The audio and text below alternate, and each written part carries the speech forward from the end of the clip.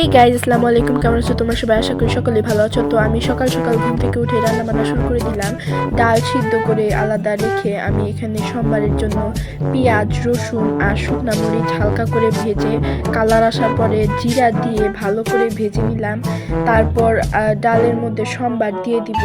সোমবার দেওয়ার পরে এত সুন্দর একটা গ্রান আসছিল, মনে হইতেছিল এখনই যায় খেয়ে ফেলাম, কিন্তু এখন তো খাওয়া যাবে না। যাই হোক, ডালটা কিন্তু অনেক সুন্দর হয়েছিল, অনেক সুন্দর ঘন, অনেক মজাও হয়েছিল খেতে। তারপর আমি এখানে ভুজি রান্না করব, তার জন্য আমি পেঁয়াজ ছুলে নিচ্ছিলাম। পেঁয়াজ ছুলে নেওয়ার পরে ধুয়ে নিব, আর ধুয়ে নেওয়ার পরে পেঁয়াজগুলো কেটে নিচ্ছিলাম।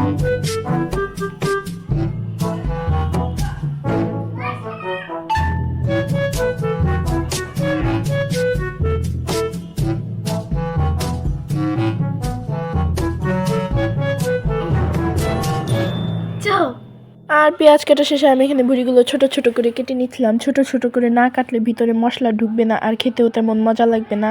তো ভুড়িগুলো আমার কাটা শেষ হয়ে গেলে আমি এখানে ভালো করে ধুয়ে নিচ্ছিলাম।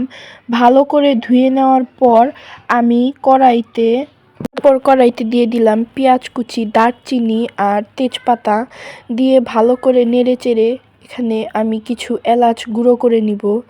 এলাচ ভালো করে গুঁড়ো করে নেওয়ার পরে কড়াইতে দিয়ে দিব।